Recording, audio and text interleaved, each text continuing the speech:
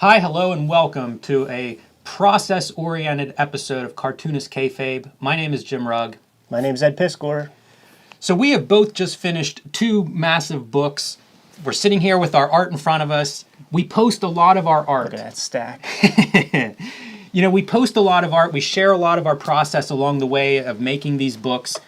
And in the process, we get a lot of questions. How do we do it? What's on the page?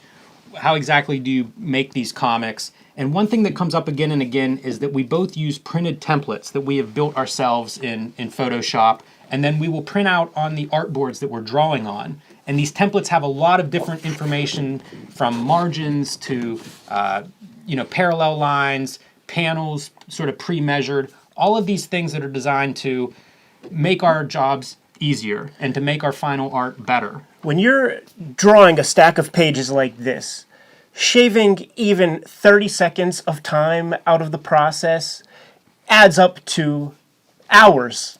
Yes. When you're dealing with hundreds and hundreds of pages.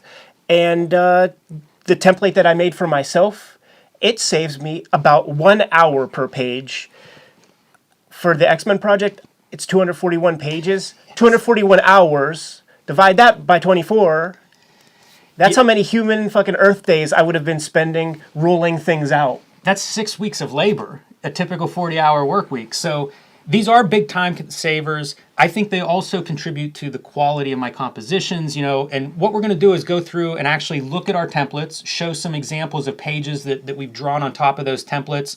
I'll be showing work mostly from the Plain Janes and from Street Angel Goes to Juvie, which is where I really started using templates in a big way.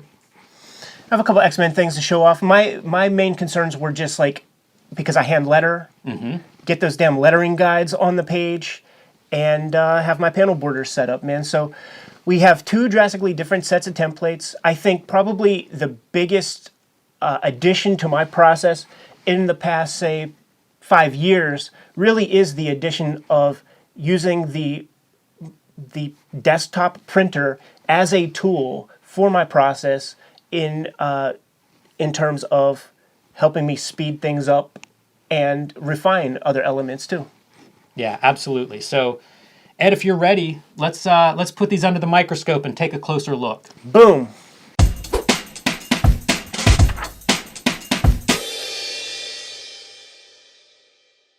I started using a grid on my pages, a template, if you will, whenever I was drawing some of these Street Angel books. And I'm going to use Street Angel Goes to Juvie as my example. The reason the grid was used on this one is because all of the scenes that take place in Carceration are based on a different popular grid. So each scene, this is like a 9-panel grid, 8-panel grid.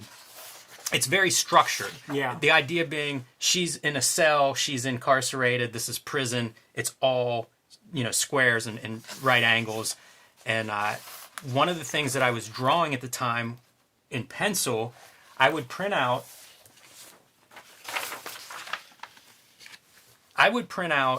a very light blue template that I made that would show me things like margins to keep everything in order. But it would also allow me to create all of these grids very evenly and very quickly. Looks like a graph paper kind of grid. Yeah, exactly. And then very lightly I would have these pink lines, which are based on what I think of as like page architecture. And what these do, they reflect the golden ratio, so they have points of interest. If you're trying to design a composition that's kind of like harmonious and pleasant, these will show you some points of interest, like where you might want to have a character fall in or out of certain spheres, certain areas on the page in the composition. So I would do very rough sketching here. And the other piece that the very fine grid did, it allowed me to letter directly on here without ruling out any lettering lines. Because at one point, one of these Street Angel books, I just freehand lettered with no guides, no anything. And that was okay. I was happy to play with that. But having the graph-like paper meant I could letter very quickly while I was doing my roughs and kind of work everything out in the sketch layer.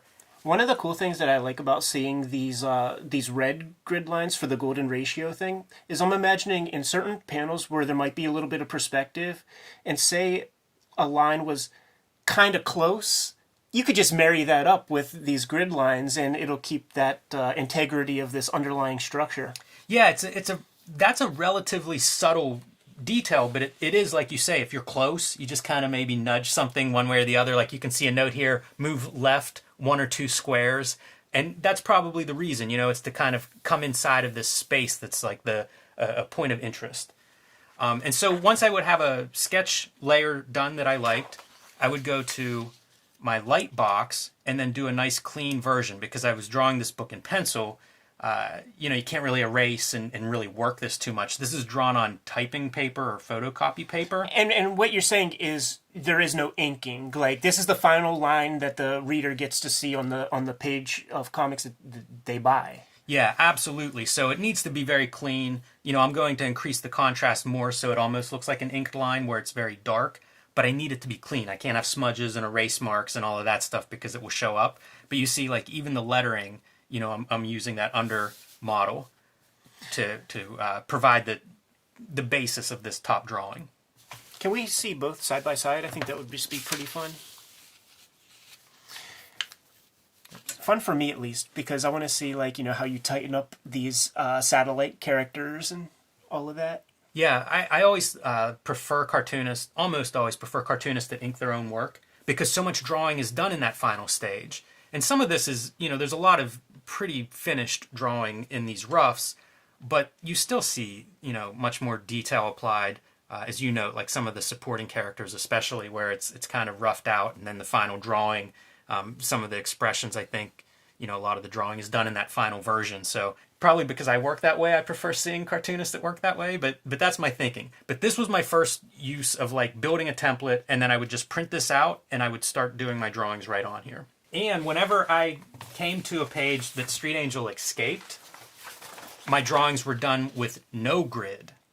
This was an amazing exercise. Like, nothing, after a couple, probably 2 months of drawing everything with all kinds of, like, structure already on the page, whenever I sat down to draw this, it was just a blank white page. Super fun. One of the important things to me when it comes to making comics is to be a little formally experimental, but if you could handle that in many ways. You could be so fucking esoteric that only Dan Nadell and Sammy Harkham like your comic. Or you can play with the form in a more subtle way that is playful, that other cartoonists will know, but it could still read and the integrity of the story is still held together. So when you're not using the grid on pages like this, it's a more chaotic part of the story. So it even fits the narrative for you to be playful in this way and to be a little bit less structured, more chaotic. So I think it's very smart storytelling on your part. It really surprised, like, sometimes I'm surprised too by the effect. And I just remember drawing this and it was like a whole nother thing. It was like I was doing something completely different whenever I started. Once she escapes and the grid falls away and I'm just drawing on a plain white sheet of paper, it was very exciting from an art fun standpoint. So Jim, for whatever reason, I never seem to just make a 32-page comic. Right. Everything I fucking make is in the hundreds of pages. And as a creator just kind of churning this stuff out, I have to shave off as much production time as possible and apply that time where it counts. And I determined that one of the places where I don't want to invest too much freaking time is rolling out panel borders and lettering guides. Totally agree, Ed. 100%. So for X-Men Grand Design, I created my first grid template. And I knew that, like, if you take a look on the inside, I knew I wanted to adhere to, like, the 4-tier, like, row set. I like Tintin comics. I knew the book was going to be printed way bigger than the average comic book. So it was going to give me a lot more real estate to tell my stories. So with that in mind, I created this template where it let me know what my main image area is, and I could have a lot of options built in here. There were even I had to do some ruling for other kinds of panels here and there, but you could see, like, I gave myself some gutters so that I could have 12 panel pages or 8 panel pages or cut it in half, whatever. And you could see, like, on a piece of black paper. Now, this template I printed up in like a black ink for the purposes of our video, but it would be a very, very light blue. I would say probably 10% cyan. Right. on your printer machine, like when you set it up in Photoshop, and that makes it completely invisible when you scan it in grayscale, so you don't have to erase anything. I sort of started using the blue pencil after I did my first projects with Harvey Picar, because I used regular gray pencil when I was doing the penciling part of my thing before I would take the work into the inking stage, and then I had to erase those pencils. And I have to tell you, like, it took me sometimes 30 minutes to properly clean up a page. Erasing can do a lot of damage to the ink, too. For sure. And, you know, we're talking 150-page books, 120-page books. Yeah. You know, dozens of hours spent erasing fucking paper. It's so funny to put it in those terms, but you're 100% right. It all adds, man. It does. The snowflake doesn't blame itself for the avalanche, man. So what I had this like ping pong effect with my X-Men comic, where I would take it from analog to digital, analog to digital, analog to digital, maybe 3 or 4 stages of this. So I would do my lettering, print out a guide on Bristol board, and roll my panel borders, like ink them in. The lettering guide was set up so that I could just go in there, and I basically didn't need to worry about where I was going to be putting this lettering, because I would then scan this in and open it up in my iPad to arrange my compositions. I would draw in Procreate, and the cool thing about doing your roughs and stuff in a digital way is that you could move compositions a micromillimeter without having to erase and redraw, and that was the attractive thing for me. So then I would have these are very light, but I would have my roughs, and you would see the lettering where the lettering is. So then I would print this up, and you would see like this like very faint.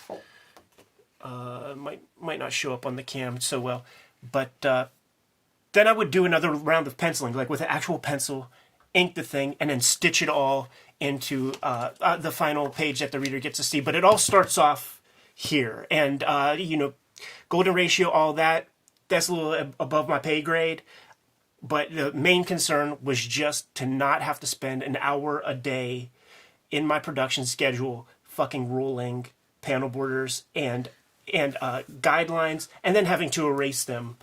Yeah, and this is I think noteworthy in that you're doing everything. Right. You know, you're doing the work of, I don't know, 6 or 7 people probably typically do a Marvel comic, letterer, colorist, all these tasks. When you take them all on yourself, you need to shave that time, because you don't have 7 times the amount of, in a week, you still have the same amount of time. So figuring out how to minimize that, especially repetitive tasks, is vital. I describe it as being a part of like a NASCAR pit crew. And you pull that car over, man, any amount of time that you could shave off will get you closer to the goal. And there are like pre-printed artboards that will have some of this information on there that are available. I can remember seeing pre-letter ruled artboards whenever I was starting out. You could order packs of those. So, it makes sense that you would have these. It's not like this is some sort of cheating the end result in any way whatsoever. It's really just saving you the time of doing the same task every page. If any of you motherfuckers think this is cheating, you could kiss my asshole down to the bones. Each story that I would do, I would end up refining my template a little bit. In my most recent comic, The Plain Janes, this is the template that I was using for all 150 pages of that. And I've accentuated some of the qualities of these pages, so maybe they'll show up a little better. This is my first layer, and the information that's on here are trim line. So this is where any artwork past this line will be cut off. But if you're doing full bleed, you still need to draw past that line so that there's not like a white line on the edge. For instance, if you wanted the borders of the page to be all black like this right here, you would want to make sure that the black hits this edge so that the edge of the paper, when it's in the final printed book, is black to the edge. Yeah, and the margins are provided by a template that Little Brown gives me. Mm-hmm. So if you look closely, there's a little bit, the bottom margin is bigger than the top margin because typically we have a page number. I can still bleed art over that and we just won't run a page number, but it allows the pages to be uniform without me having to measure this off every time. In the past, that's what I would have done. So That's one thing the template saves. I kept the grid, even though I'm not lettering, just because I've kind of fallen in love with having horizontal and vertical parallels as a reference point. Really nice for perspective shortcuts. Absolutely. When you're drawing backgrounds and stuff and you want those lines to line up, you have options. It's like, okay, are you going to like take this down and pull out your T-square and your triangle, or are you going to use this grid setup? Absolutely. So this is another layer, and I have this file all set up in Photoshop. So what I do is go into Photoshop. I have my layouts, my roughs that I've drawn using this template as an underlayer, and I draw those on my iPad, send them off to the editor, make any edits that I need, and then I go to this template and I basically create the page that I'm going to draw.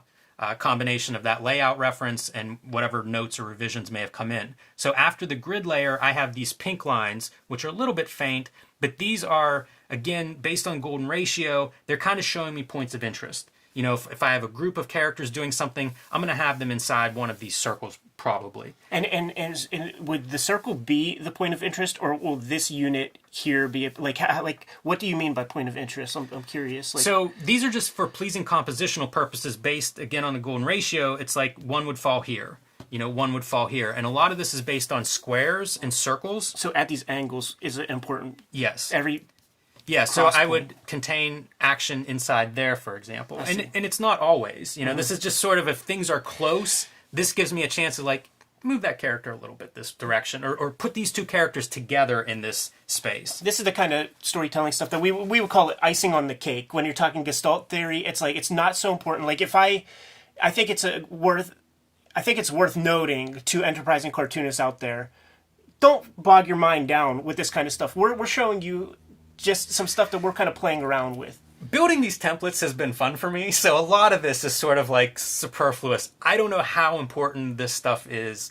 You know, we've seen exercises where you'll take a page that already exists and kind of put this architecture over it, and you see that a lot of it's inherent. I think it just comes from training and looking at old master paintings and things like that. This is another layer that I have. These are actually, every one of these gutters is its own layer. And this is every grid you can think of. It's 5 rows, it's 4 rows, it's 3.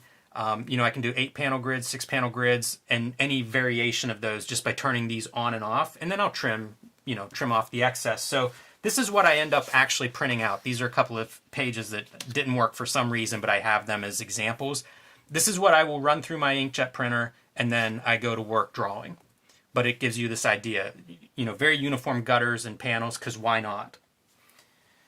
And here are a couple of examples of pages where you can see, you know, that fine grid, all of those marks underneath, just to kind of show how I might actually draw on top of this and what the end results may look like. And of course, I want all these scenes to be stand on their own, to feel like they're part of a scene, and then the next scene hopefully feels different. That could come from a very different layout. You know, I might go to 3 rows for the next scene.